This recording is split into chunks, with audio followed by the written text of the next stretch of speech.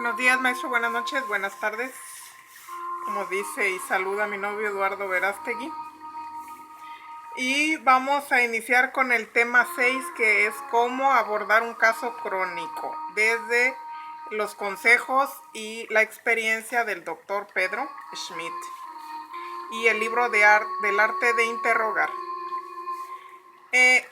Nos dividen en 5 partes para su mayor facilidad a la hora de la entrevista, que son 5 síntomas mentales, aunque no va en ese orden, ¿verdad? Síntomas mentales, síntomas generales, deseos y aversiones, síntomas del sueño y síntomas sexuales. Este sí quedó en orden. Son al último. Entonces yo pienso que más bien serían los síntomas mentales acá. Se inicia con los generales, deseos y aversiones, luego el sueño y por penúltimo se dejan los mentales antes de los síntomas sexuales. Nos dice don Pedro que pues esta es la manera más esencial de la división, cómo debemos interrogar. Y es muy importante todo esto. Por ejemplo, los síntomas sexuales es algo muy del inconsciente, tanto como los sueños, y esto va casi de la mano con los síntomas mentales. Los generales pues es lo más fácil de empezar. Entonces, nos hace la división, pues, que les tenemos que preguntar y nos da tips. Y también, en cuanto a los síntomas del sueño, es muy importante, como decía yo, él viene muy en el inconsciente porque nos habla de insomnios, de somnolencia. Hay que preguntar, pues, la posición como duerme la persona, qué tipo de sueño sueña, porque hay sueños pues como muy recurrentes y eso es muy importante y nos recuerda, pues siempre habla de un caso de no sé quién, un psicólogo muy famoso, un homeópata muy famoso, que solo así dio con el medicamento indicado, que era una persona que tenía sueños recurrentes con gatos y le dio pulsatila y la curó. Y él nos habla también de una paciente que tenía epilepsia y él estaba indeciso entre darle silicia y calcaria, entonces se decidió por silicia, por el tipo de sueños que soñaba, tenía sueños de vértigos, algo así. Se me hace muy peculiar ese sueño, no sé en qué se base. Y también puede haber diversas causas de insomnio, los diferentes horarios, somnolencia, narcolepsia. Yo tenía un compañero en la universidad que él tenía, cuando estuve en historia, él tenía narcolepsia, yo creo hasta la fecha. Se dormía donde quiera y de hecho hasta comiendo se llegó a dormir, y eso es muy peligrosísimo en esas personas. De hecho, comíamos y estaba, pero ya dormía, y él siempre en clases, y le decían que era por su sobrepeso. De hecho, él era muy alto y muy gordo. No sé cómo esté ahorita actualmente, pero sí llegó a bajar hasta, pues yo creo, ya casi pesaba 200 kilos. Y sí llegó a bajar como unos 50, 60 kilos la última vez que lo vi. Pero pues siempre tenía el sobrepeso. Y sí me dijo que creo que había mejorado su narcolepsia. Y era muy peligroso eso porque pues se llegó a quedar dormido en el camión y pues se perdía y por ahí andaba, y sobre todo en la comida. Es más, hasta bailando creo que se llegó a dormir y pues cayó. Entonces la gente pensaba que se desmayaba o le daba un ataque epiléptico, pero no, era la narcolepsia. Entonces yo he conocido una persona con ese trastorno de la narcolepsia. Lástima que yo no conocía la homeopatía y no sé cómo esté actualmente esa persona. La posición de dormir, si rechinan los dientes, o sea, muchas cosas. La calidad del sueño, o sea, cuántas horas duermen, si es continuo el sueño. Bueno, entonces continuamos, maestro, después de otras fallas técnicas, pero continuamos.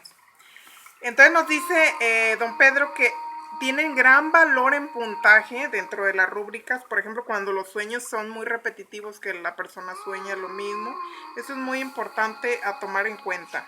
Entonces, y nos da con el medicamento que es, cuando hay algunas dudas.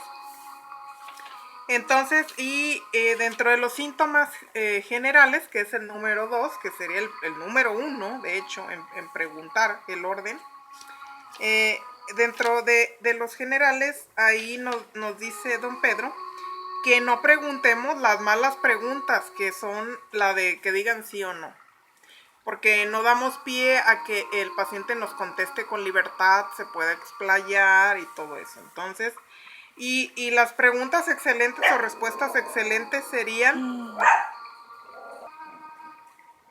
Entonces, me quedé, por ejemplo, el reloj medicamentoso, dice en frases textuales de don Pedro, es muy precioso ese síntoma, o sea, nos va modalizando, pues la respuesta del paciente nos va adentrando más cerca al medicamento, a qué hora se agrava del día, a qué hora se siente menos bien, eso es muy importantísimo, la grabación horaria.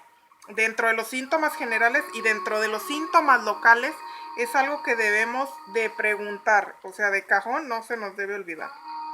Y la reacción del paciente al calor y al frío, o sea, nos comenta que Kent y el doctor Tyler se enfocaban mucho en eso y creo que hicieron una lista de medicamentos que, pero dice que no nos cerremos pues a esa lista de medicamentos que ellos sugieren, de la lista de medicamentos que agravan o mejoran con calor y agravan y empeoran con frío.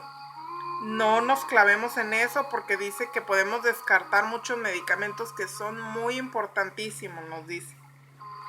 Y también nos dice que a veces dentro de esos que eliminamos, pues estaba el que podíamos haber elegido o el más adecuado, ¿no? Para el paciente.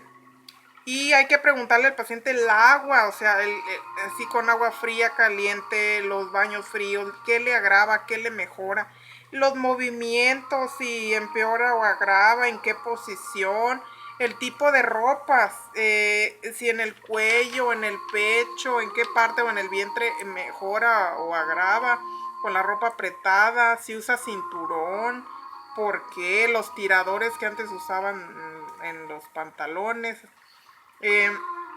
Y muy importante en tomar en cuenta, también nos dice que hay gente, en cuanto a los traumatismos, que hay gente que de golpes, caídas ya nunca quedó bien, o alguna cirugía, entonces hay heridas que nunca cicatrizan bien, hay que preguntar mucho eso, si supura la herida, si sangra, cómo están las cicatrices, si cicatrizaron bien, si están rojas, gruesas, pruriginosas, dolorosas, o sea, todo eso es muy importante y pues a veces lo olvidamos, ¿no?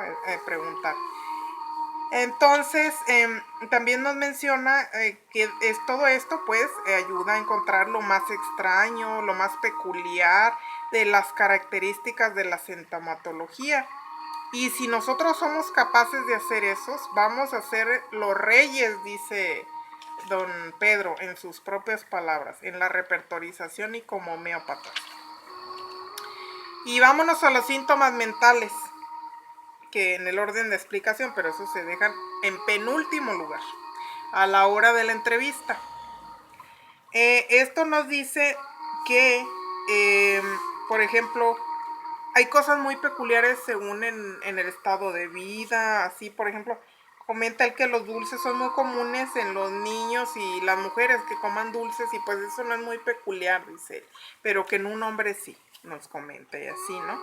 Entonces, ¿qué tipo de cosas que debemos nosotros tener